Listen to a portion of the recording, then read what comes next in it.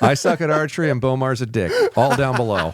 That's going to be the title of this podcast, available now on Spotify and Apple Podcasts. If we leave this part in, people will you in the comments just to be people. Unless you are disabled or old, you should not be able to shoot crossbow during archery season. It is not an archery piece of equipment. It's not. Did you get a different mic stand? I bought... You bought one. I bought one because I liked it more. I see. I get it. I buy the other ones. I buy you one, and then you buy one you like better, but don't give me one. I see how it is. That's not what I did. That's I what just you am did. trying to make the whole thing work. Did. And I feel like it was also this is the thing. I didn't know we were dating. We were dating. Does this symbolize a commitment? I think this symbolizes a commitment. Symbolizes the commitment right was that here. on audio? We're up, baby. Oh, you actually did it. Look up. At you. So we can actually officially announce the pod now. About time. Welcome everybody to the Podium Archer Podcast. Hello. And then I'll roll the but you know I have the music and the whole thing. Yeah. So we're gonna drink some of the Boozy Bitch Nashville North Archery Hazy IPAs. Probably leave that in the shot so you can see it. What was the name of this brewery again? I'm so bad at this. I don't remember, and my eyesight's getting so bad. I don't think I I've got to look it up because I forgot to mention it last time on the pod. Do that. Hey, what are we going to talk about today?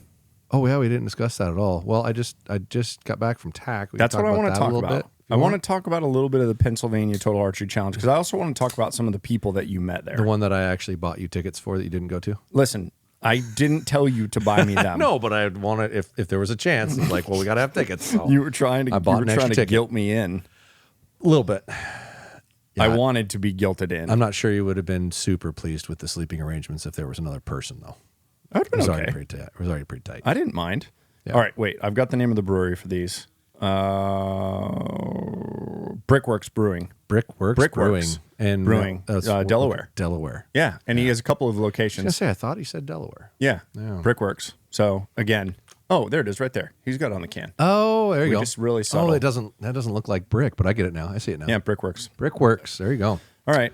Awesome stuff. Once again, I'm very excited to be drinking an afternoon beer with you today, sir. Yes, sir. On the Podium Archer Podcast. By the way, if you're here, like and subscribe. Discount code BMAC at podiumarcher.com for 10% off your purchases. It feels so good to say that. Never a shortage of that. All right. So tell me about Pennsylvania TAC because obviously you've done a few now. Mm-hmm. Name the ones that you've done, and then because I'm curious about some of the variation. So I've been to Utah, Montana, Big Sky, Montana, Utah with Solitude because it's been in a couple different spots. San Antonio, Tennessee, and now PA. I think that's it. Yeah, I think I've been to 5. So no Vermont. Never done Vermont. Never done West Virginia. Never done either of the Michigans. Haven't done Oklahoma. James has about got me talked into going to Oklahoma next year because it's been his favorite so far. But I got the vibe that it was a bit more geared towards a party, which would totally make sense for James. Yeah, but right? James, he still cares about the quality of the shooting. Oh, he does. So. He does, but you having it a little more slightly geared. Well, I know he said something like there's one where you take a boat to get to somewhere that's a shoot, and they have beers on the boat. I feel like I just watched a video where they were on the boat going somewhere. Maybe it was it Oklahoma? That was it. I'm assuming. Okay. Yeah, I didn't talk to him about too much other than I've heard him speak glowingly of it every time someone asked him about it. Yeah. But you're right. It could just be there's beers they here. Were giving me beer during the shoot. I love this place. It's not a water station. It's a beer station it's halfway a beer garden. through. Well, that was Reading back in the day.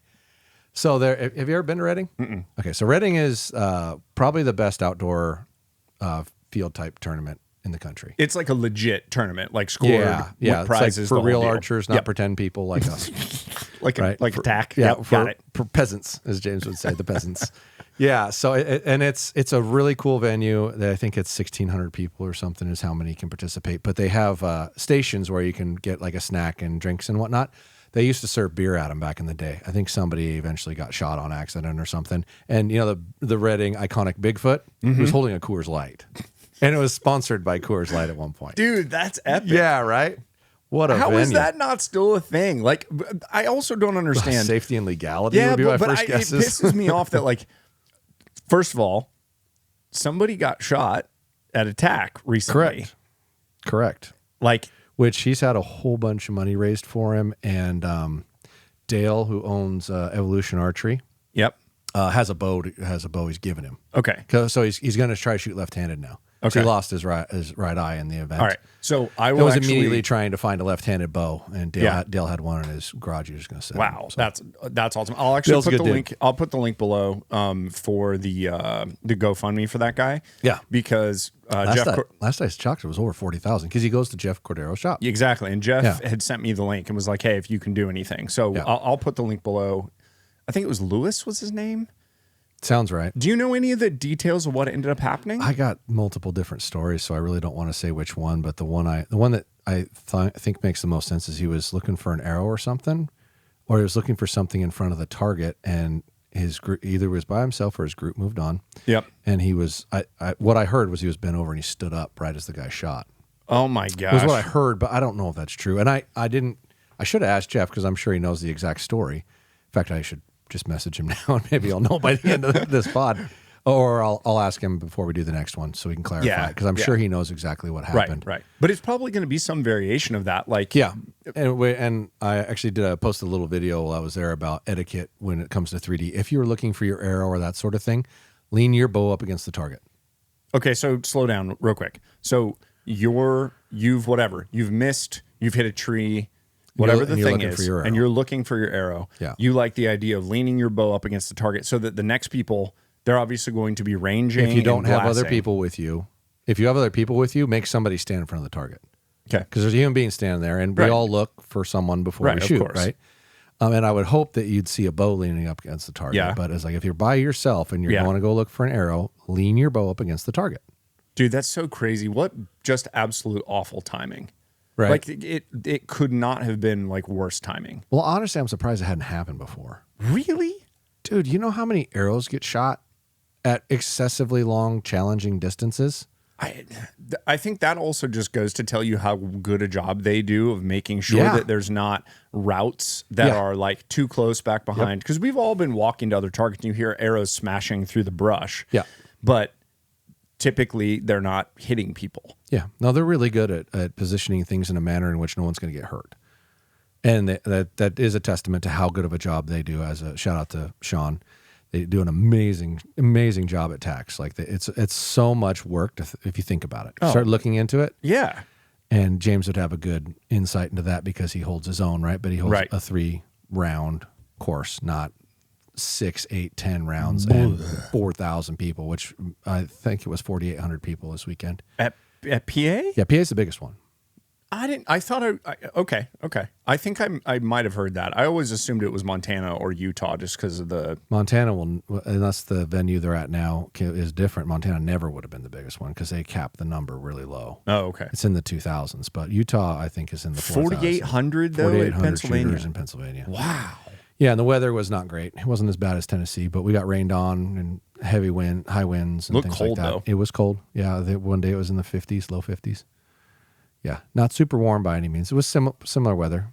So, okay, tell me about the terrain in PA. Like when you're thinking about how challenging the course was, I've shot San Antonio and Tennessee a few times. I've gone to Utah and I've done Colorado once. So I would assume that PA is probably going to be more similar to a Nashville or a San Antonio than it's going to be like one of the big mountain courses. It's on a ski resort. Okay, so maybe I'm wrong. So yeah, you're riding chairlifts up, and there's some good steep stuff in there. And there were some easy courses. Ultraview was more of like a challenging course as far as like structure in the way or windows or tricky things that would screw you up.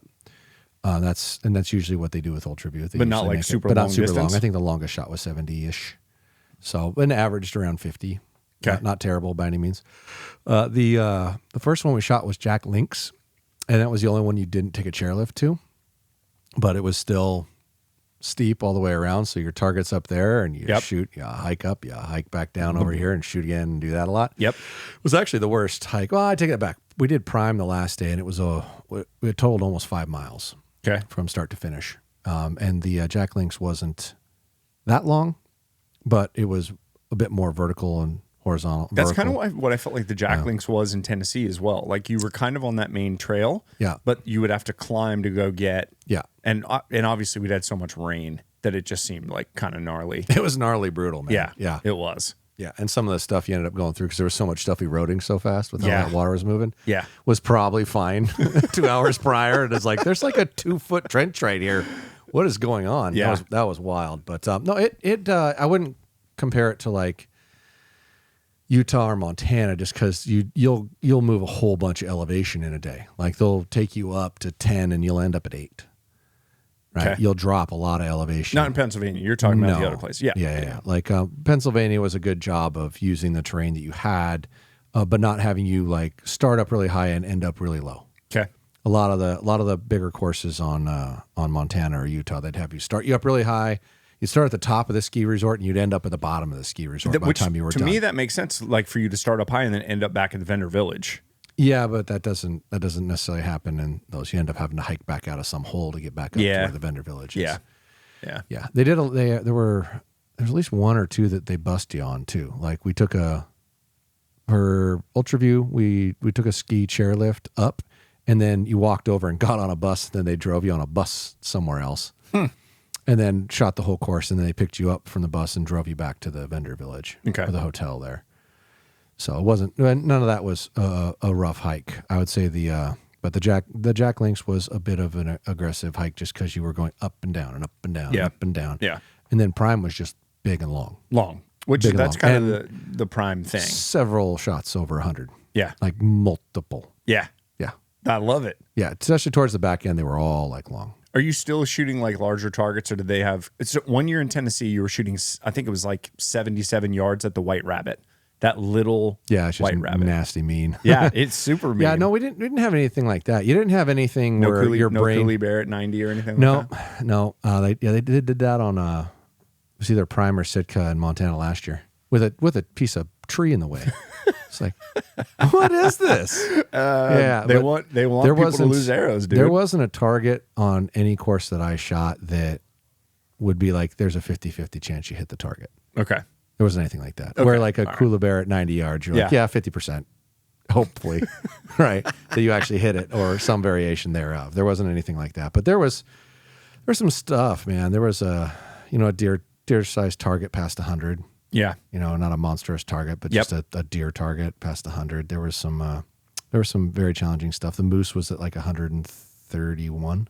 Okay. Something like that. That's farther than Tennessee was then. Yeah, and that's farther than most of the people I shot with had a mark for. Mm-hmm. So it was just one of those guessing things, which that was a group of like 12 people. So you guys were on Sunday. Slow. No, we got it down really good, actually. I was surprised. Our day 1 took us 5 hours. Day 2 took us 4, and it was only 15 targets. Day 3 took us. We did day 3 with 8 people, and got it done in like 2.5. Yeah, on a 15, and then we ended up shooting Prime like 4.5, 5 hours with 12 people shooting. Yeah, and multiple people filming. Dude, were you having multiple people line up and at the same time and shoot? Okay, there you go. Yeah. There you go. Yeah. That makes sense. That like made if a you're ready, difference you're for shoot. sure. Yeah. So yeah, we did. Well, like we'd shoot teams in certain ones, and the team shot at the same time. Like, okay. If there was a 2-person team, both of you stand there and shoot. Got it. The first one we did, it was like individual the whole bit, the Jack Links, and there were 6 of us, and it took 5 hours. Are you filming? Like, did you film? Jeff was with me. Yeah, Jeff was filming. So you'll have videos that are coming out. Yeah, I'll have a this. video. James one will have for a video. sure. I don't remember if we did 2. I don't think we did 2. I think we did 1 and a ton of B-roll and a ton of little shorts. Yep. James, I think, might have 3. Okay. Yeah, he always kind of gets a bunch out of those. They shot a Sunday morning where I was like, I don't think so, guys. I ain't getting up that early. Not doing it. And I had just fallen on my bow in the previous course, which I've never fallen at one of these. My left leg went out from under me, and I learned a valuable lesson, which is why I bring it up in this, is you should always have whatever you're carrying with you that you value on your downhill side. Because if you slip and fall, you won't land on it. Or if you land on it, you're going to land on it really hard. Yeah, and I landed really hard. Like I put my foot right at there was this little grass overgrown thing, and you didn't see that it was a hole. Yep. And I put my left foot right on the right side of it, had my bow in this hand with the, I'm trying to remember which, I think I was holding the hand, no, it was like string towards me. Yep. And my leg went out and just went boom, as hard as I could do. The whole bow, stabilizers, all this like that. Like I hit really hard. I don't think anybody filmed it, if I remember right. But dude, I land down so hard. And right on the site. All right, you're doing a janky thing this year for where you had people basically vote to say for PA, just for PA. Just for PA. Okay, so what was your bow? What was your rig? RX9 Ultra. Okay, that's a great bow. It's a great bow. Yeah, like nobody was mean. I was terrified they were going to be like, I want to see a Diamond Edge 320. Like, oh god, you know what would have been epic? Crossbow. I don't think they allow them. Really? At TAC, I don't. They think would have let you do it. Come on, you just say, hey, don't you know who I am? Haven't you seen my mohawk before? Yeah, I'd be shamed. Oh, you should be shamed. That would have been so funny. Actually, that should be the punishment for if next year what we should do is make somebody show up. But like like an old 10-point with just a recurve crossbow. Oh, yeah. Well, Excalibur still makes those new. Yeah. Yep. Yeah. That's fine. They're simplistic and they're fast. Yeah.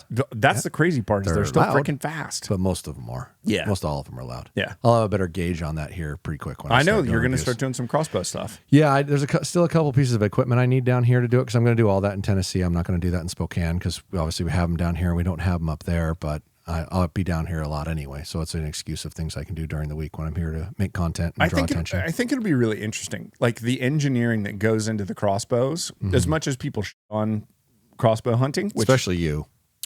Understandably, unless you are disabled or old, you should not be able to shoot crossbow during archery season. It is not an archery piece of equipment. It's not.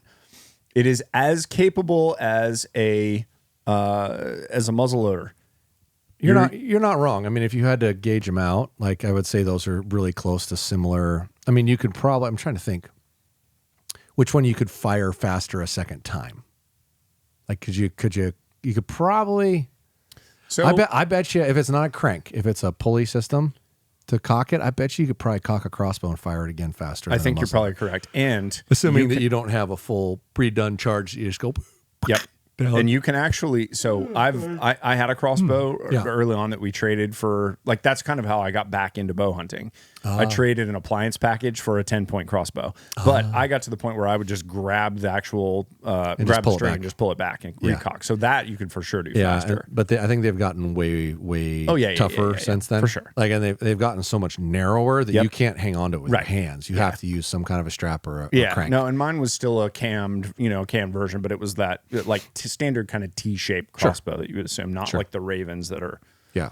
Well, almost all of them look like that now. They've all kind of copied about a lot of what Raven has done over time. I mean, like, you think about the form factor and how handy that is to travel with, like throw it in the car, all that stuff. Like, it's pretty badass. Sure. But one would say you don't even need to get out of the car to shoot it. Which is another gripe that they get. It is, but it's true, right? Like that's the stigma. Like for where I'm originally from, right? That's the stigma that if you have a crossbow, you're a poacher. I don't buy that. Obviously, well, it's not even a legal hunting weapon in Washington. Okay, well then, if you could hunt, if that's you the could case. hunt in you can hunt in general season. You can hunt in the rifle season with it, but that's it. Outside that, you could not hunt with it unless you were disabled by a certain percentage. Let's do that. Let's do that in Tennessee. Well, but you need more deer killed here than we need killed up there. Okay, then does only. I liked the idea to give them part of the archery season. Like, how long is the archery season before gun starts? I'd have to look at the dates. And is there a muzzleloader season, or is it just go to gun? No, there's a little bit of a. I'd have to look again. I'll throw the dates up on here just out of curiosity for what they are next year. Yeah, I think there's something to be said. I feel like there's a short muzzleloader season, and then you go into archery is actually decently long, and then I think we have a short muzzleloader. Like 8 weeks or 6 what? weeks This or is something stupid. like I'm that. going to look this up. Yeah, we need a technical expert to do these things for us. I know. Where's our Jamie? Yeah, where's our young Jamie? Yeah, let me look it up real quick. Well, anyway, okay, the argument was, well, you look it up so we can get an exact. But I also want to. I don't want to lose where we were on TAC because I want to talk about your bow. I want to talk about the site. I want to talk about the release. I want to talk about all that stuff, and I want to hear the rest about the fall. Okay, do you want to shift to that while we're doing this? Yeah. And then, all right. So it was an RX9 Ultra, and I'd already had one that I put a set of System X on way back when on a video that I was working on that I never put out. So it already had a loop on it. The other two things that they were allowed to pick was my sight, but only brand, right? So I can pick whatever side I want. Oh, the brand. okay. They didn't. Okay. And the bow was whatever brand, but the arrows was specifics. So then they picked an Easton 5.0, which I was fine with. It wasn't like super heavy or anything, and a relatively good arrow. And I already had a bunch built, so I didn't have to build arrows for it. I threw Hamsky Gen 2 or version 2 Epsilon on it, and my stabilizers, the Hoyt SL sidebar piece.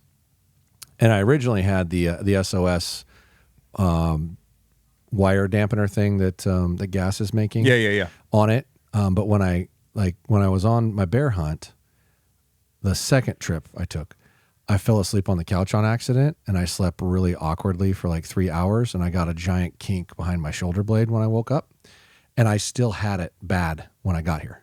Okay. I couldn't hold my bow up. What? Physically. Like I tried to hold it up, and it was just so fucking heavy because it would hurt so bad behind my shoulder blade. It eventually stopped. Like the last day we shot, I couldn't feel it anymore. It finally went away. That's weird, dude. But it was getting to where like I was shaking so bad because I was trying to hold up so much physical weight. And I unbolted it, and it got easier to hold. I see. So I took it off. You were channeling your inner Brandon McDonald, a little shaky shake while you're blah, blah, blah, It was embarrassing looking. I'm not gonna lie. So I can understand why you don't like it because it looked very embarrassing. Exactly. Yeah, but so I unbolted that when I got here because I'm trying to give feedback on the thing, right? Yeah. But I still haven't shot it enough. So I was like, all right, we'll put it on this bow so I can play with it some more. Yep. And I never even got to the phase where I would play with it. It was just weight sitting on my bow. Right. But it's a very unique thing, and I have a hot take that I'm going to test for a complete cheat code with that and another product to be able to really help how well you can point and hold, because it does really work.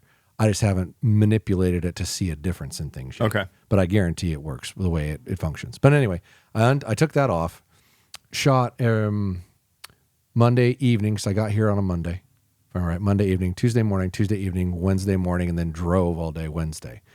And that was basically there as I got through the bow, other than probably 20 at home while I was tuning it and sighting it and getting marks and things. And got here, and by the third day, the morning I woke up, I was like, okay, a pinch doesn't hurt as bad, but I'm not going to throw more weight back onto it, and I think my marks are pretty close. I could only shoot out to about 78 yards here, so I didn't have anything beyond that to know how good my sight tape was. Dude, go up in the parking lot next time of the gas station up there and lob them over the... No, you can do it over there. Yeah. We had targets set up out to 60 out here, and I could back up as far as I could still see it this direction without standing in the gas station parking lot over there. Endangering pedestrians and cars. And we're getting to the point that the overgrowth that's in there, because it's all trees, and we cut them back. Now it's the height of the arrow is probably getting too high. Yeah, that's probably true. So anyway, I knew my close to 80 was pretty close. It was like, that's pretty good. Threw it all in the truck and drove up there. But that was my setup, and I'm still using the Evolution Shadow. I got the little inline knob that he was 3D making for it, so it actually lines up with the center, which is why I was leaving it there. Yeah. So you put your finger on the base of the release and then slide into the knob. So you can't, rather than your thumb being off center. Rather than your thumb off centering it, because you can still kind of push into your thumb a little bit. You have to take your finger off of the release to punch it. You can't punch it with your finger on the release. Yep. Which is a neat idea, I thought. Which is what he showed me a prototype when he had at first. And then when I got to here to Pennsylvania, he one of the guys that was in my group, he saw he was in my group, and he said, "Hey, go give this to Josh when you see him." Well, the fact that you're day 2, 3, and 4, I had that, and I liked it a lot. That's what I was going to say. But the fact that you use that release again tells me that you're interested in that release. Well, it's not just that, Brandon. I mean, most of what I'm doing when I'm shooting these things, I'm not trying to be the best shooter I can be. I want to get reps behind a product, right? So I can give real feedback, because that's way more important to me than anything else. I want to say, this is a good product. This is consistent. This duplicates over and over and over. Which he tore my release apart for me and went through it, cleaned it out, and said a bunch of dirt in it. So I think I've concluded dirt in there. Yeah, I think I've concluded that the rain here has dirt in it. I think I've concluded that. I think it's the fact that you had a bunch of in your hands, and then you were holding your release. That's very likely. He's like, "Did you throw this in the mud?" I was like, "That thing never hit the ground." Well, I mean, but that was what that grit was. After that second day, there was dirt got inside the. That makes sense to me, because it felt like there was dirt inside of it. So actually, I think that was the second day. The first day, I actually shot it and hadn't gone over there, and then, like I said, somebody in my group got the knob from him to give to me, because I hadn't made it over to him. He was on the other side of the vendor village, and ran over and gave him the release. I said, "Here, this has got gritty in it again," because it was raining a little bit that day, and I started feeling the grit again as soon as it got wet, and there was dirt in it. Well, I mean, should that be a thing? Like, obviously, these releases are made for us to take into some really shitty spots. I agree. Well, first of all, the internals aren't the same internals that are in the production stuff. So he gave me one of the prototypes because it wasn't done yet. Okay. And he said that could partially be why, but he also pulled it apart and cleaned it up. And oh God, it was smooth.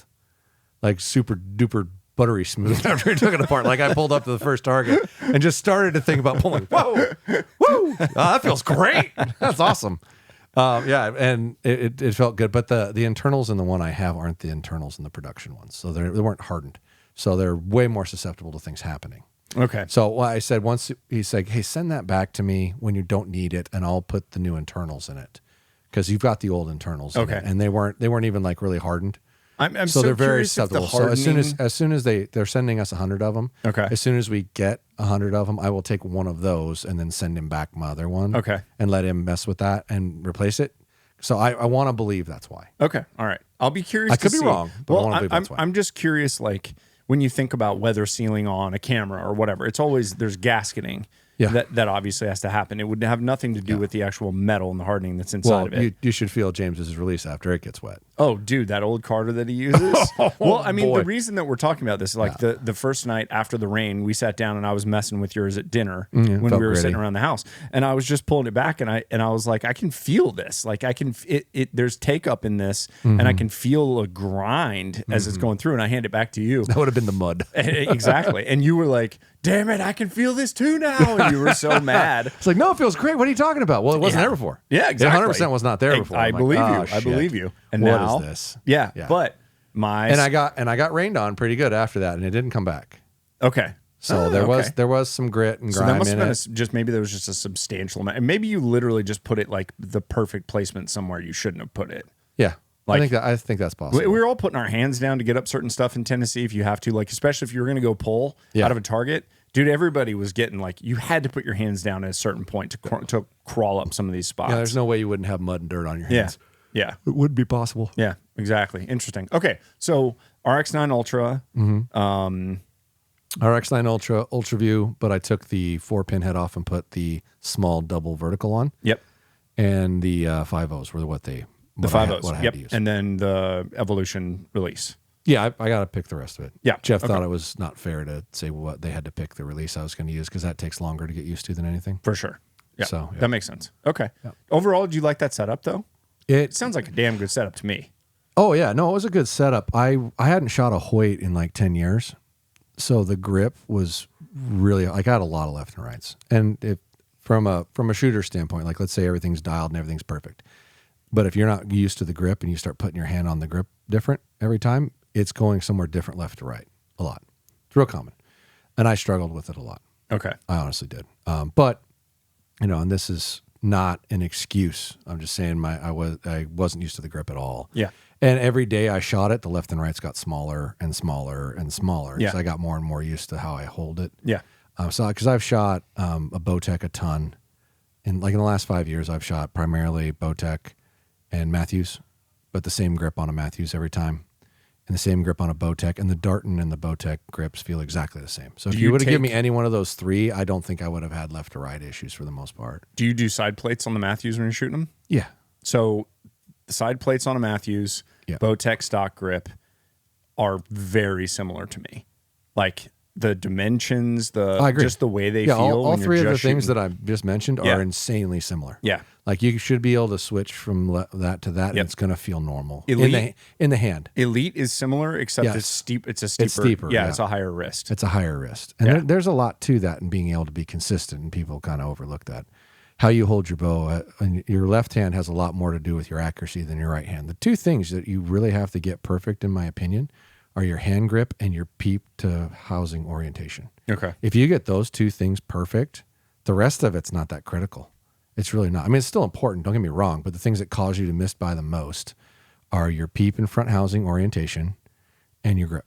And both of those things weren't ideal for me. So I heard you and Tim talking shit about me and my draw length that was too long on the I wouldn't call it shit. I said I think we need to probably shorten you another quarter. Well, so that's what I'm wondering is like, and that was why I came in and said, all right, I am going to go straight 29 and a half. Mm-hmm. And I'd like to remeasure me just because I'm curious. Like, do I actually measure out as a 30 or do I measure out as a 29.5? Like, have I shrunk myself by? I'd be curious to do it. Yeah. Yeah, I mean, at the end of the day, what you truly measure at is kind of irrelevant. It's more, what does your shooting look like, and what do you look like when you fire? What do your shoulder positions look like? Yeah. What do your elbows look like? Yeah. Hands. I think you could probably stand to shorten a little, because the characteristic of what you struggle with is what someone shooting a little too long of a draw length would struggle with. And I have fully resigned myself to say I am not a 30-inch draw, and that makes me feel weird. It's sad. I've always prided myself on how long my draw was. Yet another thing you're shorter than me on. Damn it. All right, 29.5. Like, but honestly, if it does make if it makes my my shot hold better, if it gets rid of some of the shakes, if it makes my uphills, which are where I really I tended to see it more. Mm-hmm. Downhill, I feel more compact and generally feel more I feel more steady. But those uphills, I would definitely feel like super stretched out. Really, downhill's easier to shoot than uphill. Uphill's the hardest. Yeah. If you're long, you're really going to have a hard time on uphills, and you're going to be like. And you're going to miss your left to rights on that too. Like, that's what's going to happen when you're long. Because when you're too long, usually your hand is where you're trying to make up for it. When you're like sitting like this, you're like pushing your wrist forward more. Makes sense. Trying to compensate for it. Makes sense. Hold it back, which changes your amount of pressure in your grip, which changes your left to right. Yeah, that makes sense. That's why you'll do that. Okay. See, the other thing is I've never had like a really explosive shot. Yeah. So my follow through is really short, and that's a thing I got to work on this year. So like going to a 29.5, I think will allow my pressure to build more. And then I'm going to try the soaking of the pressure soaking, which is basically just get to draw, push into it good and hard, push and pull, but then single digit manipulation. I'm going to try that. I'm going to lean into it this year. It's a mentally strong thing, and it's a good way to go if you can stay mentally strong in it. It's just, it's like was that the soaking of punching, right? Exactly. You're leading right of trigger there. punching. Well, the thing is, I'm mentally weak, so I feel like since I'm mentally weak, I may as well just be mentally weak, but try moving the least amount of stuff that I can move as possible. Yeah. No, there's validity to that, for sure. We'll see. Yeah. Okay, so let's go back to TAC one more time. You fell on your bow. So hold on a second. Now I'm gonna state this so you can remove it if you choose to, because I wanted to talk to you about this, but I didn't know if I want to talk to you about it live or whatnot. Being honest, I'm really struggling with being honest about what happens, sounding like excuses. Okay. I really am, because I get beat up as a mother for explaining why I didn't shoot as good as I should have. And it's being perceived as all I'm doing is making excuses for the fact that I didn't shoot good because I really can't shoot good. I don't really care if I can shoot good or not. I really don't. I'm trying to express what was going on in the time that it occurred, right? And I'm just trying to just be honest about it. But I'm getting to a point I don't even want to talk about it. We don't have to if you don't. Well, you can go back and listen to this and decide. Okay, because we're having this discussion. You can cut it out, and it won't be in it. This is the thing, though. People, especially because if we leave this part in, people will you in the comments just to be people. I'm aware of that, but it's like I said, I've always just tried to be honest what I'm experiencing and what's going on, because I haven't hid from it. But God, I'm getting heard about a lot. I'm just like, why am I talking about it? Like, if I'm trying to be honest, like, what's going to happen if you fall on your bow? Because that's the purpose. Like for anybody, if we leave this in here, the purpose of me discussing what happened and what happened after and what I had to try to do to make it work is in an effort that you can understand. If it happens to you, you might have a solution that you might have heard. Not, oh, that's why I didn't do as good. That's not what I'm saying, and it never has been. It's the reality, or the I only have 100 arrows through this bow, and this is what happens when you go try to do something that you're trying to keep as valuable or important, and you only shoot your bow 100 times. That's the reality of it. It's not anything different than that, but it's coming across like all I do is make excuses for not doing well. Dude, how many people have you heard, though, that show up to TAC where they go, I did my sight tape 2 days ago? Well, I know. And how many people have you gone hunting with that show up with a rig that is not set up and not dialed? No, I'm being legitimate. I agree. It happens. It happens a lot. So that's the thing is, I think you just need to take the bullets, dude. Like, if people want to shit on you in the comments, let them shit. I gotta do that. I'm literally getting to the point. It's like, I don't even want to shoot on film anymore. I'm tired of hearing it. In my opinion, though, you have the personality to deal with the haters, and it's worth it because like what you're about to tell people, there will be one person that hears this and it saves their hunt because they'll go, wow, I dropped my bow on my bear hunt and I went through the entire thing up and down and I checked all my silver Sharpie marks that I never would have put on a bow had I not heard a podcast where you and Dan were talking about marking everything with silver Sharpie. Exactly. And so that one thing. So I wouldn't have cared. Like, you go shoot like shit. I don't want you to shoot like shit, first of all. I don't want that because I know that you can shoot better than you've been shooting. But you can also take the hate. So, by the way, leave the hate comments down below. Like and subscribe. Discount code BMAC at podiumarcher.com. No, I'm just being honest. It's really starting to get to me. Is it? It is starting to get to me. Is it starting to get to you because you want to do better? No, it's not that. It's I'm going through this and dealing with this and being willing to look bad because of trying to help people. And I'm starting to feel like it's ungrateful. Maybe from some people, but not from all. Seriously, like I can not shoot for score ever again and accomplish the same thing I'm trying to accomplish. I can literally stop right now. And when I'm trying to simply just explain exactly what has occurred to get to here and what the consequences are for allowing this to be where you're at and just being honest and fair with it. And when I'm getting down, this guy just can't shoot. This guy's just making excuses for the fact he can't shoot. It's like, can you shoot a 6-inch group at 200 yards with 3 arrows ever once? No, probably not. I know how to shoot a bow. I know how to shoot a bow really well. I don't take the time to be good at it right now. I take the time to be good at it when I hunt. And I don't care about shooting scores. I don't. It's for an entertainment and it's for fun. And throughout that, they might pick up on some things that will help them. Right? I just, the haterade of it, because I know I'm very capable of shooting very well if I just spend a little time on it, but I'm not trying to shoot well. I'm trying to make people better. And that's what I'm choosing to spend my time on. That's a tough thing. So, I'm like this close to saying, hey, if I ever say anything about an equipment thing or whatnot, just delete it and don't put it in there. No, I don't want to do that because I genuinely think so. Like the guy that I went bear hunting with, when he got out there, we had to redial his bow and he had to set his pin that he had dialed at 20. He had to set it at 32. And he couldn't figure out why, in order to hit 20, he had to move it down to 32. And we started looking at everything, and his single pin sight had bent in the case down, and so he had to up or down, whatever the thing was. And no, it bent up, and so he had to lower down to 32 to actually get it on.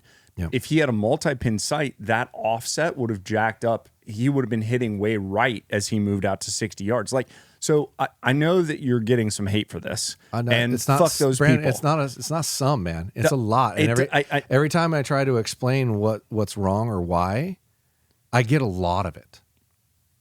Then that's people's interpretation, and they want to take a shot at you.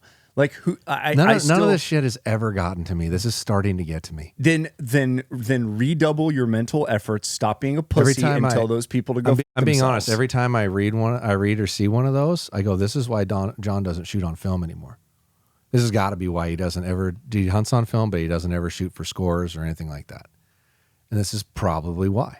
I think that it's the consequence of the just in general what we do is going to draw so many different people and so many reactions.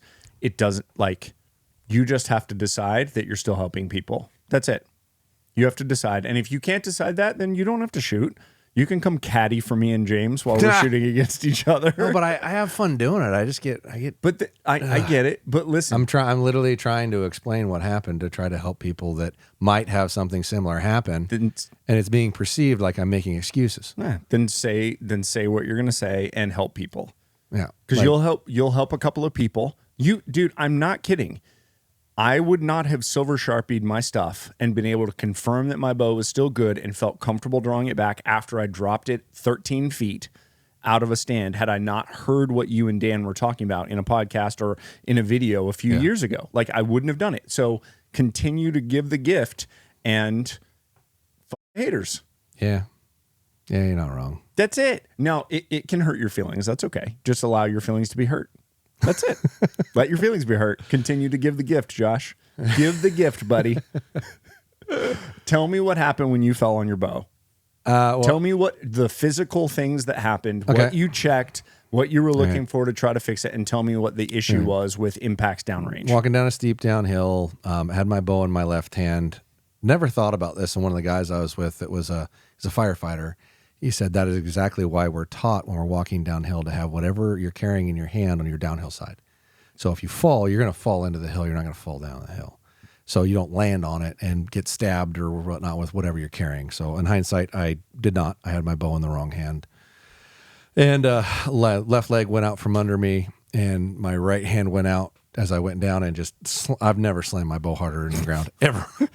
Ever. Like I've dropped it before. It wasn't half that bad. It was like, and landed right on that giant, glorious round knob of the Ultraview. Hard. It was like, oh, I'm going to miss by like a foot left. Like, because the way that your third axis work, right, that's the thing that's likely to move when you fall. Right. It's going to be like way left, way right, because it rotates. It changes your left to right point. And not even on flat ground, it's moving the pin in or out a little bit. Of course. I looked over everything really hard. There's some chips in it and some scratches and shit because there were rocks and whatnot. Looked over everything and couldn't find anything wrong with it, other than my my sidebar was all the way in, pushing up against my string, and my front stabilizer was on a 10-degree down. It was pointed left. So you jacked the bow hard because I've never fallen on a bow like that in my life. Like I've never fallen at a TAC. I've fallen hunting, sure. I've never had a bow hit the ground that hard in my life. It was hard. Like I was shocked something didn't break. If it would have been string down when it hit, I'd have derailed a bow. Yeah, for sure. That's another reason to not carry string down. No. I mean, like if I would have landed with the string first, what I'm saying is like the mule stabilizer where you're carrying from the grip and then you fall that way right into the cams, right into the string. Yeah, no, you're right. That's a pretty weak way to carry your bow. You're a lot better to carry it with the string in your hand or grab the grip but have the string facing upward. But I don't carry it that way frequently. I have it the other way. I do on flat ground where I'm much more certain of the footing, but it's because I've dumped bows multiple ways and I've dug the freaking cams into the ground. So okay. All right. So anyway, I hit the ground. Can't find anything wrong other than what appears like my stabilizers moved all over the place. Got them back to roughly where they were. Joey had one of the giant wrenches. I had a smaller wrench in my pocket, but not a bigger one. But it was an inkling that were short, so I couldn't really reef down because the screw that's underneath the disconnect is the big one. Yep. So I got it kind of lined up, but I couldn't tighten it. Just pushed it in and slid my bar back in, and the next shot, great, was only like a 28-yard, mini elk or whatnot. So I'm like, oh, cool. This is close. It's probably not going to show me much, but if it's like really jacked or the bow's going to blow up the first time I pull it back, it's not on a long distance. Right. So drew back, shot, and I hit about probably an inch to an inch and a half low. But that's within a possibility of where it just went off. Right. So I'm like, all right. I was in a 10, just out of the 12 low. Like, all right, cool. And I could see it really well, and I could tell where the pin was when it went off. So it could have been me. Sure. Yeah. Next is a 80-something yard bedded elk.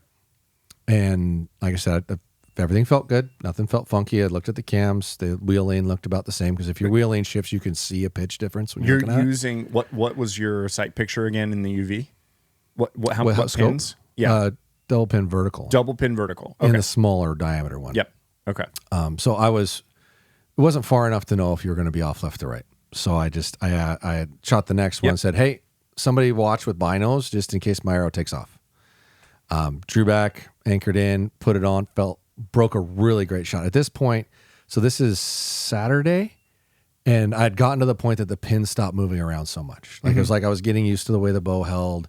My shoulder wasn't hurting nearly as much. The pinch in my shoulder blade was almost gone that I'd had for almost 2 weeks now. And I was starting to get really comfortable with what my sight picture looked like. I was like, this looks good, and now that I can catch something else instead of just paying attention to how much it's moving. Broke a really great shot, and I barely hit the target low. Okay, so that's low twice because you were low at 28, and then I was pretty confident it broke in the 12, and I hit a 10 low. Yep. So it's like, all right, now I shoot that, and I'm hitting 8 inches low, 8 or 10, and it's a farther shot, and that makes sense. So I'm like, But I'm looking at my bow and my sight, and I'm going, I can't have an up and down change. It is weird, right? You can't. Like, there's no way to have one. Like, mechanically, I'm looking at anything that can cause an up and down. An arrow rest can cause an up and down, right? Now, the only thing that I wondered is that I hit the ground just right, that it actually bent the whole side a little bit down, like the rail coming out bent, but only bent downward, which wouldn't make a lot of sense. It'd be like, it should be in. You would, right? So I never could figure out how that happened or why. Like, I couldn't. And the whole way, it was a long, nasty walk to get down to the next target. And the whole time I'm talking in my head, I'm like, okay, that can't happen. Like, what happened to me, that can't cause it to hit lower. Like, there's no way. So your peep could move. It wasn't. I don't know. Your peep was up, right? Yeah, I would have liked to think. Peep was on the safe side, but like that's an easy one that could have moved. If you move your peep an eighth of an inch, then that could have hit that way. Sure. No, I agree. I immediately started, when that hit that low, I immediately started really my arrow rest. Yeah. Like, what is, right. And I'm trying to move it, like, and it was tight. It had that my own personal bracket that I made for those hamsies, and it was all the way sitting against the riser, perfectly flat. No mark change in where the screws were. I'm like, that it didn't move. It didn't move. That doesn't make any sense. Yeah. And so I like drew my bow back like twice. I'm like, is my arrow rest coming all the way up? Like, that would have been somebody come push on my launcher. Did my arrow rest come all the way up? Yep. Okay, cool. All right, cool. So there's not a mechanical thing there. So it really didn't make any sense how that was possible. So the 5 or 8 minutes it took to walk down to the next target, I had convinced myself, you just made a bad shot. It was the farthest I'd been out pretty much the whole weekend. But I had talked myself into chew. All right, cool. Shoot the next one. And it is the same size target. It is 10 yards closer. And I hit about an inch higher than I did before. So I'm still 7 inches low. Very consistent. Like, almost hitting the same freaking dot. I'm like, yeah. So I immediately, like, I say, hey, thank you. Somebody grab my arrow, and I book it to the next target. And then I get down, I grab my Allen wrench and start trying to guess how far to move my indicator needle. So I'm like, all right, that's probably at least 5 yards at 80 yards to hit that low. Right. So add like 5 yards to your sight. So you'll move it farther. And then we shoot a downhill third scale elk through some shit. And I hit high. I moved it probably like 8 or 9 yards is what I was guessing. Oh, so you went too far. I went way too far, and I hit the elk high. It was still in the 8, but it was high. Yep. Like, all right. So then I kind of split the difference of what I did and tightened it back down. And the next target is a dual 84-yard elk. I'm like, and Jeff runs down there to set up his little camera, and for a little bit of extra fun, he leans rocks up against the target. I love it. That's and I'm giving him the worst fucking luck. He's running back up, and I'm just glaring at this mother. I'm like, Jesus, Jeff. There's 2. Like, you said 2. I did. You did. Sorry. You did it cool. too. All right, and get up there, and I kind of wait for like more than half of the people to shoot, and then I go up and I asked 2 of the guys that had good buns. I was like, please watch and tell me where this goes. I have no idea. So at least I can hopefully adjust for the second one, or at least move it a little bit or hold a little off for it, and freaking pipe 2 10s. So I was like, cool, sweet. I must have got it right. But I still to this day do not know how the up and down shifted that much. I mean, I moved my indicator needle probably about 6 yards difference. Is it possible that the housing got bumped so hard that the housing would have got bumped up so that you had to move the indicator needles? My left to right would have been off at different distances, and it wasn't. So the next day, so that was Saturday night, and they were all going to go shoot, I think it was Leopold at 6 a.m. I was like, I have to go to the practice range. I can't just go out and shoot. I have to make sure this is right. So I rather than doing that, I slept in and went to the practice range and spent like an hour on the practice range checking my stuff, and I pretty much got it figured back out. And all the way out to like 130, I wasn't having any left to right weirdness. But so that means that it literally only bent something that was sensitive enough, and it was in the scope, because it wasn't the rest, it wasn't your peep. Well, the other thing I didn't look at, and I didn't want to unbolt it, is the way the sight fits in the dovetail on the pick mount. I didn't look at it as, is there room for this to go up or down at all? No way.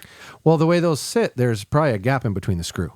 There's not supposed to be. That's the point of the pick rail. It's supposed to be like 0.02 of an inch tolerance. Like, I can't figure it out. Like, I don't know how it caused an up and down. I totally would be like, oh, this thing's, I picked it up when this thing's going to hit 6 inches left. I guarantee it. And then I'm gonna shove the third axis back to where I think it was after I shoot one arrow, right? And the left to right was dialed. Yeah. Never moved. Well, left to right never changed. Comment below what you think the actual issue was with, like, because we're just speculating here. Comment down below what you think the actual issue was. I think that there's a chance that you bumped something that I don't know though. Yeah, man. but That's like wild. I'm done shooting it, so I'm gonna tear. I didn't even think about it. I'm gonna take it off today and look at it and see, can this move up and down? Yeah, because that would be the only thing that made any sense. Because if you can move it down that much within that thing, that'd be how much I was different.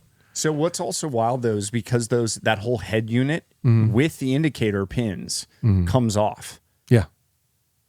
Which on the second day my windage seized on it, and I took it to the booth and they took it apart and started nicking with it and got it to move again. But my windage ceased on that site. But it's the older one. It's not the Matthews version. Okay. I had a prototype version. I had 2 prototype versions, and they didn't have like they gearing probably, system. They came with your jersey, right? Yeah. I got the tattoos. Remember the Ultra View tattoos The under underboob my tattoos. boobs? Yep. Ultra View. Exactly. Ultra View. So but the gearing that they used for it was like the gears didn't feel as deep. So you'd turn it and it was like but then the full versions were like those noises are very pleasing to podcast people. Yeah, probably not accurate to what it really sounds like, but I get the point you're trying to make. Valid. I'm good with some. I'm not. I don't do a good Donald Trump, and evidently I don't do a good Ultra View sight moving with the windage. Yeah, you should definitely take that apart because I'm just curious to know what that is as well. I've racked my brain. I don't understand how the up and down changed. Like I couldn't have landed in a position where the tape itself could have shifted. Like, 'cause it hit on the outside of the sight. Those are on the inside. It seems really unlikely that the tape would move anyway. Like you'd have to hit that thing super weird. It had to been a perfect drop, right? But it's the wrong side. Like it couldn't have moved that. Yeah, that doesn't make any sense. Right. Like the only thing that makes any sense is like your rest moving, which it was flat up against it with a screw lock in it. Like you can't move that. I am curious to know when you pull it apart, like, is this something that you could actually silver Sharpie to try to prevent? For sure. Well, maybe it is, and maybe it's not. If that's true, yes, you could. You could mark the top and mark the bottom, and you'd see a gap in one of them. Okay. Because if it can move up and down a little bit from how it's mounted, that's about the only sense. And it was 3 arrows. Like it was 3 arrows of my shooting that were affected by this, and I just simply adjusted it, and it was fine. Well, I guess technically 4. But like this is the other issue. Yeah, 4. The confidence that you have. Like I feel like somebody who typically is shooting bigger groups, they're going to just default to like, no, it's just me. Like I'm just shooting bad. Yeah. I'm just shooting bad. So like when I was in Wyoming, we were getting warmed up and I took the target out to 30 yards and I'm shooting with 3 other guys, and 2 of the guys at 30 yards shoot arrows off the top of the Reinhardt, bounce them off the top of the Reinhardt at 30 yards. Oh, goodness. And I was like, what are we doing right now, everybody? This is 30 yards. You're not getting an elk much closer than this, everybody. Yeah. So like, what are you spining your elk today? Is that your plan? So people like immediately, everybody's kind of going into like, was that me? Am I nervous? Is that the elevation? And like all these like, the unknown. The elevation is going to make almost 0 difference at 30 yards. That's got to get out there a long ways before you really start to see that. So it became apparent that there was a couple of guys that were just like, I'm not shooting an elk past 30 yards. Like that's what they inevitably basically said was there was two of the four guys were like, I feel very comfortable from 30 and closer. And I'm not kidding when I say they're 30-yard groups. Were as big as this. Oh my God. And that's a big ass swear jar. That's a very expensive excursion to be like, 30 in, I'm good. Man. So, but those guys would not have known, like the guys that were shooting that bad would not have known, like, okay, I'm shooting 8 inches low at 80. I'm shooting 7 inches low at 70. Yeah. Whatever. So like, I am positive that I need to make an actual gear change. Yeah. Yeah. Interesting. When I did eventually figure out that, because I had only sighted it to like 78 yards, that I was quite a bit off on long stuff. Like I think at the moose, I ended up I had figured it out by then how much roughly I needed to add percentage wise. I think I was adding like 8 or 9 yards by the time I got to the moose, to whatever my indicator had said. Did you try a precision cut tape? It was, but so normally what I do with the precision cut tape, and I've done this method multiple times, and it's worked out really, really well. I'll get really close to within 100 yards using a Doppler and the specs. Yep. Really, really close. And that's true. You will. If like you're within a yard at 100, that can be like 5 yards at 130 or 140. But I never shot it past 80 here to even verify. But I'd made 4 or 5 with the Doppler for myself, and I'd always been within a yard. Yeah. And then from there, I'll walk out to, like, we have a moose target at 130, 150, depending on where you choose to stand from, and put a dot on it and walk out there and shoot at it and start moving my sight up and down till I hit the height. Yep. And then go back and start changing the velocities in precision cut till it lines up with that mark. Okay. And that's what I normally do. Yeah. Had I not gone bear hunting, I would have had time to do that. But I cared way more about killing a bear than having a perfect sight tape for, a shoot for a bow that I'm probably going to kill like a deer with or something at some point. Yeah. And then I'm done with it. Yeah. So it'll be close and I won't really have to rebuild it. I'll leave it like it is and use it for something. I had the 8 Ultra and I really liked it. I like, let me establish something. I like that bow. I think it's really good. And I think if I shot it for a month or a month and a half, I'd really, really like it. I did not like the lack of tuning features in the bow, but outside of that, I really like what Hoyt makes. I think they make a really good product. Time will tell on if they continue to work their way down the carbon line as the future, or if some of these magnesium things that are really starting to get very common in the market end up overtaking it, and maybe they shift, especially for something they don't make in-house. Gotta be. You would think, and it's machining. You have machining equipment. Exactly. And with all the crazy stuff that like Trump did with the tariffs and all that, like I feel like it's probably going to put a little bit of the fear of God in some of these companies that they're like, I don't want to rely on getting carbon risers from China or India or wherever the heck they're getting them from. Yeah. Well, the other interesting thing that I never even thought to ask is where's the Magnite or whatever you want to call it? Where's it made? Yeah. So where's that natural mineral thing being put together at? Well, I was really curious. So you make titanium parts for your stuff. Yeah, most of the titanium comes from Ukraine. China, Russia, Ukraine, and South Africa. Were the primary basically raw material that then they turn into titanium. Right. I have to imagine that like a bunch of the raw shit for everything is basically coming from a lot of those standard places because the regulations to get stuff out of the ground. Yeah. Like the cobalt mines of the Congo. Where it's the migrant children that are pulling it out with their hands. Exactly. Like, we're laughing about it. We're not laughing because it's funny. We're laughing because they live a long, healthy life. Completely absurd. They retire at 20. Retire. Yeah. I don't know. That was like the original glowing dials on a watch. It was radioactive material. You're exactly right. And women applied it. I figured this is right up your alley. And they literally would apply it with a paintbrush, and they'd put the brush in their mouth. Like they had their faces rotting off. They had their jaws rotting off, all to make a goddamn Rolex.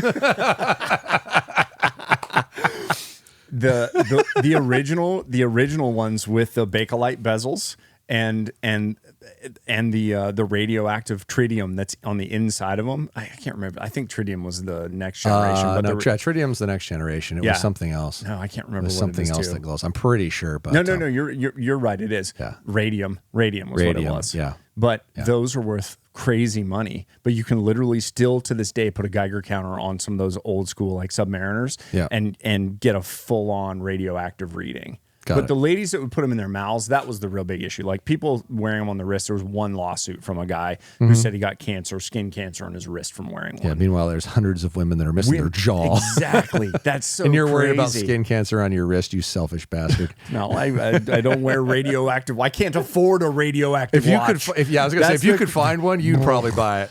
I'm gonna put it in a lead line safe with lead based plexiglass so I can look at it. That would be so cool.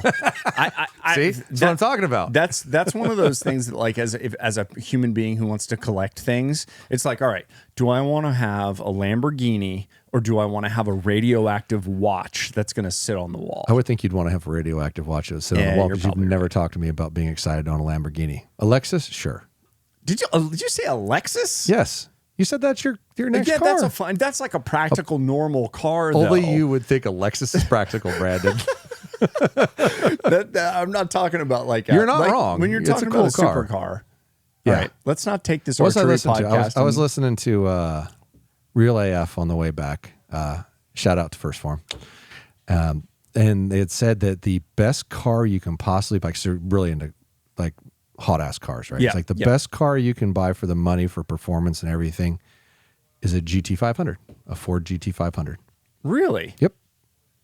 And he's got fucking Bugattis and Lambos and Ferraris and all. He collects hot shit cars, things that I could never even fathom to own.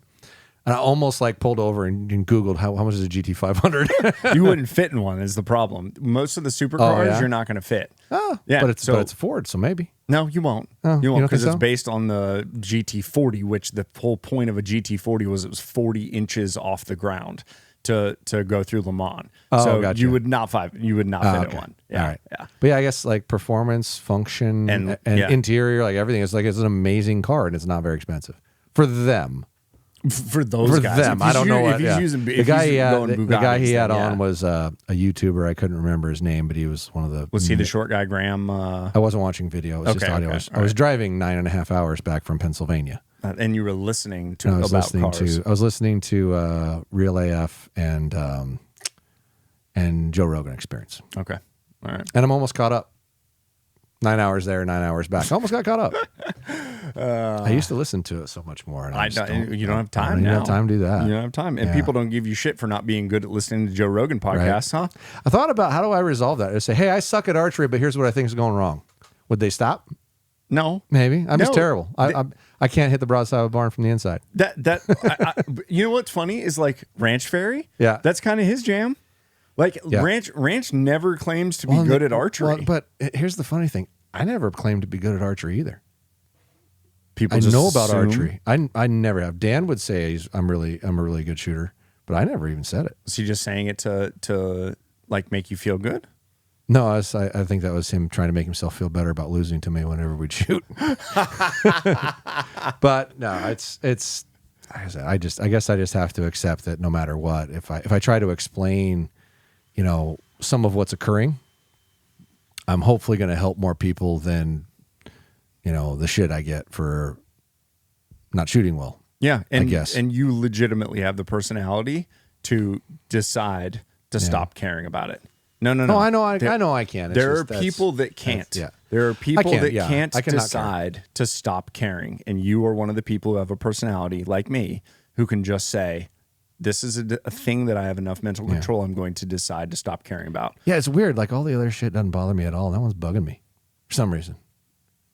They're like, none of it has. Under your You're skin. you're going to leave it in. I know, it's fine. Go ahead. I am going to leave it in. I know because it's good, because it's real. Because truthfully, it is one of those things that like, it's the human experience of, we've talked about the ego a little bit before. Yeah. And the understanding of what the ego is, this like, am I not good at this anymore? Well, I guarantee I know part of it is my vision's getting really bad. Yeah, so Like, my really vision's getting bad, and I don't have enough time to do it. Is yours at all? Are you starting to get fuzzy? A little bit more, Yeah. but like it's not so intolerable that I want to make changes. It's starting to get to the point that I'm like seeing multiple dots at times when I'm looking at the pen. Yeah. So, Yeah. But then the question But is that something like LASIK can fix? I don't know. So like, is it? But that's the journey that I also think people would be interested in is, what did you do? Here's what I was feeling. What did you do to change it? Well, and the other interesting thing that I've really started to notice when it comes to this is that there are two things that are super, super, super critical: your hand grip and peep to housing. And I'm having a harder time seeing the peep. Like it's looking way fuzzier and way blurrier.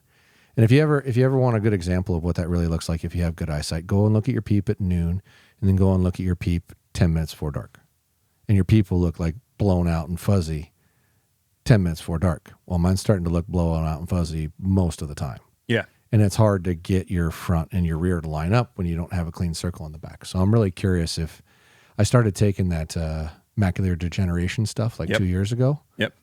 And I don't know if it's doing anything anymore, to be honest. Like it's getting pretty bad. I mean, have you tried any clarifiers or verifiers? Like, no, not yet. I haven't done a lot of digging in on that. Not yet, because I'm even struggling to see things farther away to a degree. Like I can see it still, and it's not like it's fuzzy, but it's like when I try to focus on it, it seems like I have to work a lot harder to focus on it. Yeah. So it just must be starting to go. I mean, like our bodies all break down, but like, again, I'm dead serious. This is part of the journey that most people go to. And in 2 years, you'll be shooting a crossbow. No, I think that this is the journey that a lot of people go through, and they have to figure out how to maintain some level of capability. Is it LASIK, or is it a use of technology? Well, I can throw like cheaters on, and I can see like crazy good all of a sudden. Yeah. So I'm sure it's just that, but somebody told me LASIK will fix that. Okay. Maybe somebody out there listening to this has experienced this or gone through that, and does it make you a candidate for LASIK in that, or is that just age, and your LASIK won't work? Because I've always had phenomenal vision, like 20/10 anytime I've ever gotten checked both eyes. Yeah. Yeah. So to not be able to see is like a bit of a mental struggle for me, because I'm so used to it. But if like typically what happens as you get older is some people struggle. Like I found myself, I take my phone here and I go like this. Yeah. So I was doing that about 3 years ago. Exactly. And what like that's about where I'm at. So if you're drawing and you're looking at something that's here, that's very close to your eye, is the blur actually coming from the peep, and the fuzz is coming from the peep that you're having issues with the housing, and then could be the light from the actual pin, like is just you having like the brightness of a pin has never been difficult for me until this year. Yeah. And then I was like, holy shit, that's so bright I can't see past it. Yeah. But like that's what I'm saying is people would be curious about what that journey of overcoming that is. Like all the guys that are listening to this that are 20 years old, they don't care, but like 20 years from now, these old bastards talking about getting old. Oh my God, my sciatica! I hurt my back driving to Canada. Like just sitting in the car. Yeah, but like it does hurt. It does hurt. 100%. But I'm so glad that I'm here, as opposed to all the people I know that aren't here getting to experience the same stuff. I want to experience getting older. Because the alternative is you don't. Very valid. Yeah. Very valid. No, I agree with you. There's definitely validity and help that can be in there. Like if I figure out how to work your way through it and navigate through it and what things really help, that you can share that with other people. And absolutely. That's a journey that should be occurred for sure. Yeah. But you also have to figure out with you, like if... taking the time for those things has always been like, I don't have time for that. Exactly. And I have to start doing it. Yeah. Well, and I feel like it will get to a certain amount of pressure that then you will have to take care of it. Like you can suffer for so long, and then you will actually have to take care of it. Yeah. I would be so curious.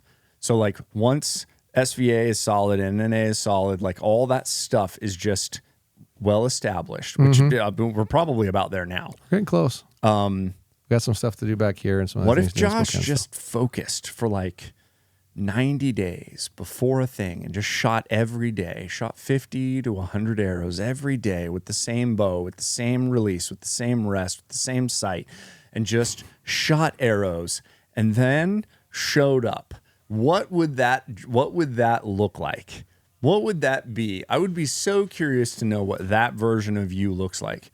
Because this is another thing. There's so many people that they don't get to do that because they've got families, they've got day jobs, whatever, and they draw a good tag and they show up and they bounce an arrow off the top of a Reinhardt at 30 yards. And they go, oh my God, I remember being better than this. What is going on? And you are lucky because you have the advantage of knowing exactly technically what to change. Why is my broadhead and my field chips not hitting in the same spot? These guys, no idea. Right. And most people, no idea. Yeah, I agree. I've been able to work my way through things over the past 15 years with just because I know how to fix it. So I'm like, I don't really need to do that. It'll be fine. I'll figure it out when I get there. If it's off a little bit, I can fix it. That kind of deal, which is obviously very fortunate, but it has made me not practice at all for most things, because I just like, I can fix it. It's not a big deal. So, and because my life's gotten so fucking busy, like so busy in the last 3 years, in the past 6 months especially. Yeah. Like I can't justify that time. But that's also why, again, if you're sharing your journey with people, you have to accept that there's going to be people that shit on you. I know when you're not shooting well. That one just gets to me, man. I get it, dude. But I'm telling you, the reason is because there is a part of you that wants to do better at these. There is a part of you. You don't want Goofy James to be beating the shit out of you. That's what this is really about. Hey, one of the things we shot when we shot with Bowmar and David Hauser the first time, James had me by 1 point, and I hit my sleeve really hard and got a 5. You making excuses? Nope. That's what happened. Just what happened. James hit a tree with me and zeroed an arrow, and like that led to a Brandon victory on that one. Yeah. So like it's not an excuse. It's just factually talking about what happened. Yeah. Yeah. Tell me, okay. Don't even beat the crap out of James so he feels better. Is that the goal? Yes. I want to. But this is the funny thing is he's gonna start shooting target next year a bunch, he says. I texted him. I texted him and I was like, dude, I think that you should legitimately he told me he did. Join. Yeah. Do it. Yeah. Because I think that it would be good for the sponsors, and I think that I think he would surprise himself. And I think that he would like him being able to go hang out with Paige because of where they live. Like I feel like there's going to be, they're like in the same state, so I assume they're close to each other. And they're probably like 10 hours. Have you been to California? California? They're like in Northern California. James is practically in Mexico. I know. He's like something that America annexed from Mexico. That is actually what James reminds me of, like a hot Mexican, I was gonna say like a dirty Mexican. Exactly. Could be like a Michigan Mexican. Yeah, something like that. All right. So no, he's very capable. Well, he sneaks up on people. But I want to beat James next year. And that's why I'm saying, okay, there are no excuses for me this year. Like what if I actually want to beat James next year, what are the things that I have to do to beat him? And it has to be, I have to focus on getting my 3D range set up, and I have to shoot a shitload more 3D. I've got to shoot uphill and I've got to shoot downhill. He is very good at knowing where to aim too. That's a big part of it. And he's stupid steady. Like his Mantis scores like 96 or with his hunting bow. Yeah. Like that's stupid. It's ridiculous, but that's what I'm saying. But I go, what are the downsides of me trying to beat James? No downside. There's no downside. It takes some time. The time you're committing is the only downside. Okay, but for me, with where I'm at in my life right now, oh yeah, you can do that. I want to. You should 100%. I want to focus on that because it'll just make me better at hunting. It'll make my mind stronger for when I'm shitting my pants in front of a bear next year. You're not wrong. It'll make, I've started running this week so that I can go into my Southern Colorado mule deer hunt and do a better job there. But that will also lend itself to being a better person for beating James. It's a good. I think you're right. Those all sound like a win to me. They're all because you do have the time. I should have more time this year to do what I want to do. Yeah. I would assume so. I should. As you should. Hey, how was shooting with Josh Bowmar? Honestly, he was really nice. Like I've gone back and forth for probably half a year on because James knew him and said he was really nice and whatnot and all that, and I'd never met him. And there's always a whole bunch of drama out there, I guess is probably the best way to put it when you bring his name up, depending on who you're talking to. There's a lot of people that really like him, a lot of people that absolutely hate him. And it's hard to distinguish which one of those is real and which one of those is just hate. Because I mean, at the same time, you look at a guy that's hunting like all the time, traveling all the time, appears to be relatively successful, jacked as shit, tan, looks like he's got a good life. Things most people would, if given a choice, would want, but are really hard to achieve that take a lot of work. And I know where, in general, people that are really successful have a lot of haters. That's relatively normal. So I wanted to put some of what I had heard in that category. So, okay, it's probably just a decent amount of this that is they're just jealous, right? So you're acting the way that you're acting because it makes you feel better and sleep better at night if you're that kind of person, right? It's better to just say he's this or that, and that's justifying the difference between me and him, right? And then there were some people that had met him or dealt with him that said he was really nice. So, and I was more than willing to meet him, although I did go back and forth about it a little bit on whether or not I should. I had some specific people, and I'm not going to name who, suggest I not, because they didn't have a very good opinion of him.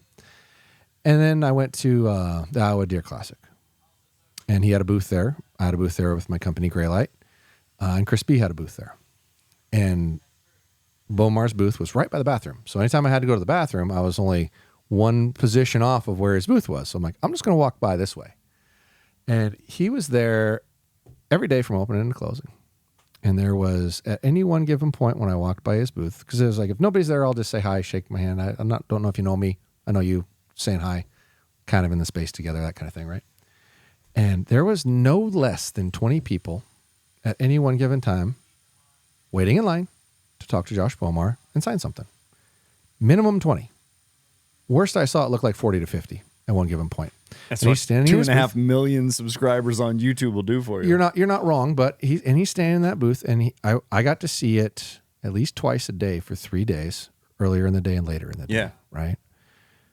He was the same energy, the same smile, the same no rush, no pushing people off to the next one or anything like that. Would listen to each individual person, completely engage in their, I've always wondered about this. And he'd go on a soliloquy explaining it the way he understands it to those people. And I got done with that and I went, there's no way a guy can do that to that level, that long, and not be a relatively decent person. So I was willing to do it. I'm like, yeah, I want to know who he is, right? Super nice, like incredibly nice, and being the same person that I saw amongst our group when people were asking questions or whatnot. Now, granted, first time we shot, there wasn't a whole lot of technical questions going back and forth as far as, oh, I'm struggling with this or I'm struggling with that, right? But our second group, there was more people in it, and there was, at least half of the time, he was talking to people about something they were struggling with, trying to help them. He doesn't need to do that. He doesn't need, like, there's no benefit to him to do that. So my experience with him is incredibly nice. He's incredibly nice, and he's a big dude and high energy, and it was that way. But he seemed relatively humble for the most part, which was not the perception that you get. Yeah. Right now, when he's making a video or something like that, he seemed to have a little more energy than when you were just talking to him, which you're supposed to be excited, right? That's the point. You're supposed to, there's times where Josh in one of my videos, absolutely. What are you're you supposed talking to be about? more excited. What are you talking about? Oh, we're the TAC. Well, every sad TAC video of Josh. Shut up. Oh God. I'm kidding. No, of course we all do that. The camera comes on and you 10%. You've got it. Of course you do. Right? Of And course. we'll be like, rainbows, puppies, unicorns. Let's go. Get excited. Right? Woo. Yeah. But so you're gonna get that to a little bit, but he's already a pretty high energy human. Right. So if you step up from there, it's gonna look even, more amped. But I thought he was a really good dude. All and right. I don't quite understand all the venom that goes his way. I really don't. And the only, for the record, the poaching thing was, what was it? Conspiracy. Conspiracy Conspiracy. is what he was convicted of. He pled down to. He pled to conspiracy a week before trial. That one's so interesting to me. Conspiracy. Like, I looked into that one a lot more and made a video about it. Oh, you did? Yeah, I made a video Okay, about tell it me. because I was curious. I didn't watch it. Tell me. Well, I would want to go back and I would want to look back into it. But Okay. but this is my Do you want to hit pause and watch it and then tell me? No. Just in general, this is what I think about this. Yeah. I think that you'll see themes in people's lives over a long enough time, and if those themes pop up, the fruits continually are kind of developing, then you can see like, hey, this is a person that is continually breaking the rules or continually cheating. That's what they're doing continually. Fair. And then how much hate and how much venom do you decide? I had people when I put that video out saying he should get banned from hunting for 20 years. Yeah. I had one dude message me and was like, I think he should be put to death. And I was literally like, you're retarded. This is a retarded person. Like, that is the craziest shit I've ever heard. Like, that is so stupid. So the other hilarious thing is just like, why would Josh care why would Bowmar care? There's too many freaking Joshes in the world. There was. I think there were 3 Joshes in one of our groups. That's Like, so stupid. Moms from the 70s and 80s. What were you doing? If I were him, I would just keep being me and I would just keep rocking it, and you would see the fruits of who I am over a long enough time. Yeah. And if he's cheating and if he's doing things, he will get caught again and again and again. Right. Like, that's what will happen. So my philosophy is typically when something like this comes up, he's pled, he was fined, paid his dues. When somebody gets out of prison, what do you do? I want to say that was after 6 years. by the way. And like that happened 6 years prior, and it finally got pled out when he announced that. Yeah, I don't know. That was I just think, that was 6 years of trying to gather evidence. For the record. Yeah. I mean, so, and being fair, if a state's willing to plead down to that, they don't have a case. I mean, seriously, 6 years. They have 6 years and probably unlimited resources to try to prove, and text message history. They could go through his entire text message history. And we're not talking about the text messages on the phone. We're talking about deleted messages. We're talking about stuff that went through the air. Anything that went through the air. Because we went through that on the CJ Alexander podcast. Anything that went through the air, they can get a subpoena for. Yeah. So they have every last little bit of any communication back and forth. And you're going to plead down to conspiracy?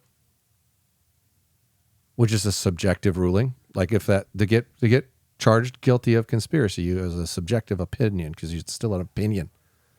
The group thinks you did it. It's so it thinks that you conspired to do it. That's what conspiracy is. Yeah. If they're willing to offer you that, they don't have a case. That wasn't what they went to court and fought over to get. That was before they actually stepped in the courtroom. The state offered that. So that is the lowest charge he could have got. See, I also wonder, like, you think about this from the prosecutor's standpoint. They're like trying murder cases, and they got all this stuff, and they're like, "Who's this guy? What did he do? There was some corn, and they were close to. If that's corn. all it was, it wouldn't have been 6 years, dude. It would have been pled out in 6 months and got shifted away. It would not be a 6-year-old case to end on conspiracy that they offered. Saying just. I know the legal system a bit, not a lot. I know a bit about patents, and I know a little bit about getting sued. Just a little bit. Not a lot, but just a little bit. But I'm telling you, like, if the state is offering conspiracy, they don't have a case. All right, everybody.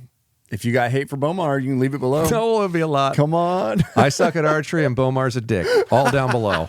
That's going to be the title of this podcast, available now on Spotify and Apple Podcasts. Oh, God.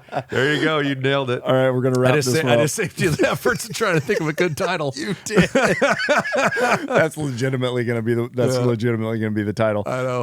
All right. Hey, follow me, Brandon McDonald _Archery on Instagram. Follow Josh at Podium Archer on Instagram. Hey, use discount code BMAC at podiumarcher.com for 10% off all of your purchases. Almost all. Josh likes to tell people to buy local. No.